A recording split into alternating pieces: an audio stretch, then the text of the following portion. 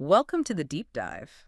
And a special welcome if you're a student in Professor Segi's social psychology class at Los Angeles City College. Seriously, congratulations. Absolutely, you've made it to Module 5. Which is huge. You've already covered so much ground, social influence, attitudes, all that foundational stuff. And now we get to maybe the biggest question, right? Why are we the way we are? Exactly. This module is, it's kind of the core, looking at biology, culture, gender, these massive forces shaping everything, your identity, relationships, even your career path, especially here in a place like Los Angeles. It's such a dynamic environment. Understanding these factors isn't just academic theory, it's practical. Totally. So our mission today, we want to dive into this module, pull out the really key insights about, how the biological blueprint you're born with bumps up against the cultural rules you learn. And how knowing that interaction works can genuinely impact how you navigate your life, your future. For sure. Okay, let's unpack this, maybe starting with the biological side, the stuff that makes us all, maybe surprisingly, quite similar. Yeah, it's interesting because we tend to focus so much on differences, right? Different cultures, different opinions.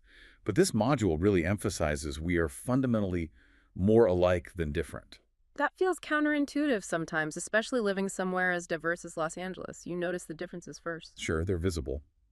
But underneath, our shared human nature. Researchers have found several hundred universal patterns in behavior and language. Universals, like what? Well, think about basic morality. Certain facial expressions meaning the same thing everywhere, even basic logic. These things pop up across cultures, across history. And that's where evolutionary psychology comes in, explaining these universals through biology. Precisely. Evolutionary psychology, or EP, looks at natural selection. The idea is that traits, physical or behavioral, that helped our ancestors survive and reproduce, those genes got passed down. So over countless generations, we ended up with a shared biological toolkit for, being human. Exactly. But, and this is crucial, especially for you students, the module gives a big caveat.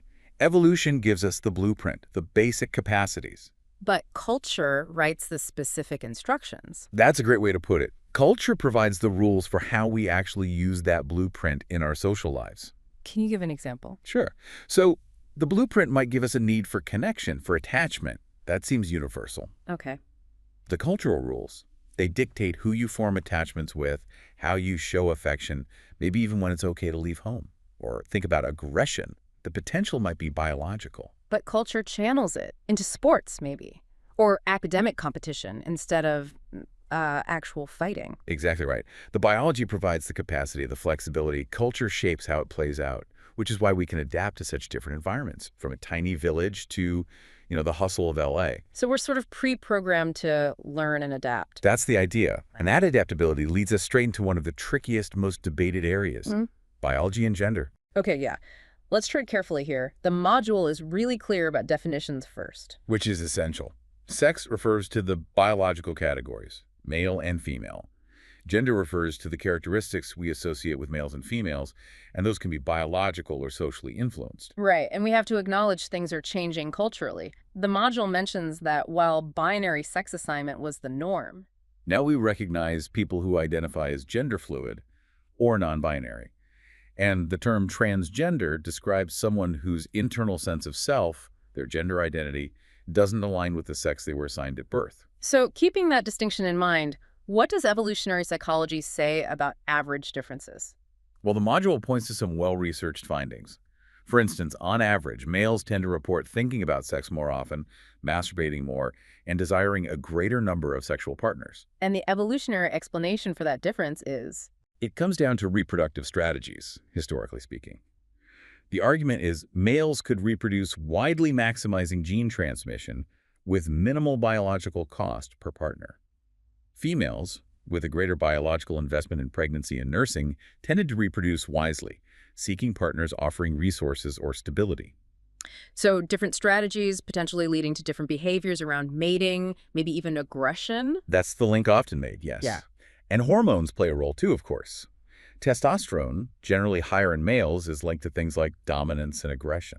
But the module adds a really interesting wrinkle about getting older. Ah, yes, the developmental point. As people mature, hit middle age and beyond, there's a tendency towards androgyny. Meaning being capable of expressing both typically masculine traits, like assertiveness, and typically feminine traits, like nurturance. It seems the biological and social pressures of gender roles might lessen somewhat over the lifespan. Okay, but these evolutionary explanations, they aren't without criticism, right? So social psychology always looks at the assumptions. Absolutely. A major critique is hindsight bias. Critics worry that EP sometimes starts with a known difference, say, men being more physically aggressive on average, and then works backward to create a story about why that must have been adaptive for our ancestors. Like fitting the story to the facts you already have. Kind of, Oh. yeah. It's easy to construct a plausible-sounding evolutionary narrative after the fact. It's harder to prove it definitively. But the module points out that cultural explanations can do the same thing, can't they? Just saying it's all socialization is also working backward. That's a really important point. Hindsight isn't just a problem for evolutionary theories. It applies to purely cultural ones, too. We observe a difference and assume socialization must be the sole cause. So the takeaway isn't that evolution is irrelevant. Not at all. It's that we need to be critical thinkers about all explanations, whether biological or cultural. Evolution gave us the capacity to adapt, and culture provides the immediate context for that adaptation. They work together. Okay, so that interaction, that brings us to the power of culture itself. Despite the biological similarities, humans show incredible diversity. Breathtaking diversity, as the module puts it. And that's culture. Those enduring behaviors, ideas, attitudes, traditions shared by a group passed down through generations. And this is where biology and culture really interact. The module mentions epigenetics. Sounds technical. It does, but the concept is fascinating. Think of your DNA, your genes, as like the hardware in a computer. Epigenetics studies how the environment, your culture, stress from school, even the LA air quality or food, acts like software. Software. How? It tells your genes which programs to run, which genes to turn on or off without actually changing the underlying DNA code. Your experiences literally influence how your genetic potential gets expressed. Wow, okay, that's a powerful idea. Let's bring that down to earth. Daily life in Los Angeles, navigating all the different cultures here. Right, we have to talk about norms. Norms are those unwritten rules for accepted and expected behavior. What's considered proper, what's just normal. And in a city like LA, you're constantly bumping into different sets of norms. All the time. And norms aren't just suggestions. They shape what we even think about doing. Consider norms around, say, being on time, LA time, versus being strictly punctual, or how expressive people are expected to be. Or personal space. That's a huge one in a crowded city. Definitely. Personal space, that invisible buffer zone we like to keep around ourselves. Yeah. The size of that bubble varies massively across cultures. Standing too close or too far, according to someone else's norms, that creates friction, maybe even low-level stress, in everyday interactions on campus or on the metro. That makes total sense. Okay, shifting slightly, but still related to student life. There's this common idea that parents are everything in shaping who kids become. Right, the parental nurture idea is strong. But this module presents evidence that challenges that a bit. How so? It points out that genetics accounts for roughly half the variation in personality traits, and a big chunk of the rest. It seems to come from peer influence. Peers, more than parents. In many ways, yes, especially once kids hit school age. Think about it. Kids learn so much of their culture, the slang, the music, the games, even accents and maybe some choice words, primarily from their friends, from their peer group. That's a big shift in perspective for young adults figuring out their own identities separate from family. It is. The peer group is like the main vehicle carrying culture to the next generation. And crucially, that transmission is never perfect. Change often bubbles up from the youth, pushing against the older generation's norms. Which ties right back into culture shaping things, like gender roles. Exactly. Gender roles are essentially norms, behavioral expectations, specifically for males and females. And culture plays a massive role in constructing these. We see huge variation across the world, right? Even if the module notes most people might ideally want more similar roles. Significant differences still exist country to country. There are hypotheses about where these roles originally came from, maybe practical divisions of labor based on biology, like women gathering near home due to childbirth, men hunting due to average strength differences. Which might have led to male dominance or patriarchy. That's one theory. But another perspective is that these patterns might reflect male social power becoming entrenched over time, rather than being purely a result of biology or initial labor divisions. What seems undeniable, though, is how much these roles can change. Dramatically. Just look at the last 50 years or so. Gender roles have shifted substantially in many parts of the world. That's powerful evidence that biology doesn't lock these roles in place. Culture is incredibly dynamic. Okay, so let's try to synthesize some of the research findings the module presents on similarities and differences, but with a big reminder. A huge reminder. We are talking about averages, group averages. The number one finding is still that women and men are far more similar than they are different psychologically. Got it. Similarities first. But what about the average differences the research does find, Yeah. physically? Physically, the averages show females tend to have proportionally more body fat, less muscle, are generally shorter, and have heightened sensitivity to smells and sounds. And they tend to live longer on average. In males? Males, on average, hit puberty later, die sooner, and are more likely to be diagnosed with things like ADHD or autism spectrum disorder. Women, on the other hand, are diagnosed more often with anxiety disorders or depression. Again, these are statistical patterns interacting with our biology and social world. What about social and psychological differences, on average? The module highlights independence versus connectedness. Right. Research generally shows women, on average, place a higher priority on close, intimate relationships. This shows up in how they play as kids, their friendships, career choices that might involve caring for others, and family relationships. And this connection focus appears in communication, too. Yeah, there was that interesting Facebook study mentioned. On average, men's language used more swear words, anger, and discussion of objects. Women's language tended to focus more on people, relationships, positive emotions, things like shopping. Women also tend to score higher on measures of empathy and smile more, on average. Then there's social dominance. On average, men tend to rate power and achievement as more important.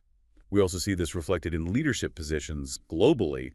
Men still hold the majority, though that's changing. And this links to that idea of precarious manhood. Yes, that concept suggests that manhood as a social status is often seen as something hard-won and easily lost. So there might be more pressure on men to constantly prove their masculinity, their strength, their competence, for fear of losing social standing. Which could connect to aggression. Possibly.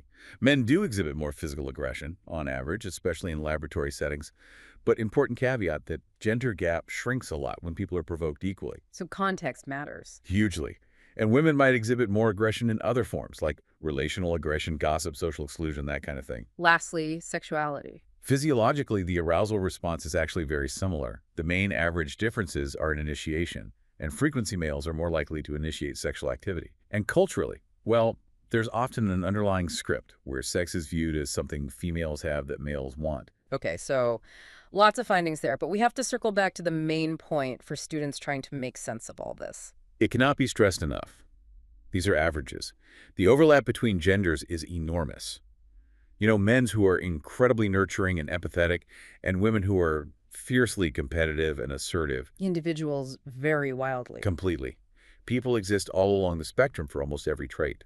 The point isn't to reinforce stereotypes, but to understand the general biological and cultural currents that might be influencing behavior on a large scale. So bringing it all together, what's the big takeaway from this module for social psychology students? I think it really boils down to this. It's not nature versus nurture anymore. It's clearly nature and nurture. And even more specifically, it's about their interaction. Interaction meaning? Meaning the effect of one factor, like your biology, depends on another factor, like your environment or culture. Your genes don't operate in isolation. They respond to your experiences. Epigenetics shows that. And your biological traits, your sex, your temperament, influence how your environment, including other people, reacts to you. It's a constant feedback loop. Exactly. Cultural norms shape us powerfully, yes, but they don't do it separate from our biology. They're woven together. Recognizing those norms, seeing how your own predispositions fit or clash with them, understanding how culture molds potential, that's the real insight here. So for you listening, as you continue in Professor Seghi's class, and just as you navigate being young adults here in Los Angeles, think about how these forces, genes, culture, gender roles are playing out in your own life. And your family expectations, maybe? Yeah. Your friendships, what you want out of a career, how you're forming your identity amidst all the different cultural signals LA throws at you. Yeah, reflect on that. And here's maybe a final thought to chew on, something the module hints at. Ooh, a provocative one. Maybe. Consider the global trend towards greater gender equality. As those traditional roles keep changing, becoming more parallel, how might that reshape the very psychological averages we just discussed? Could it actually, over generations, redefine some aspects of what we consider human nature? That's a deep question. What does human nature look like when cultural constraints shift so dramatically? Something to keep thinking about. Definitely. Listen, we just want to offer some serious praise for all your hard work this semester. In Professor Seti's class at Los Angeles City College, your commitment to digging into this complex material, to becoming more informed, that's awesome. Keep questioning, keep learning. It's fascinating stuff. Absolutely. Keep digging in. Farewell for now.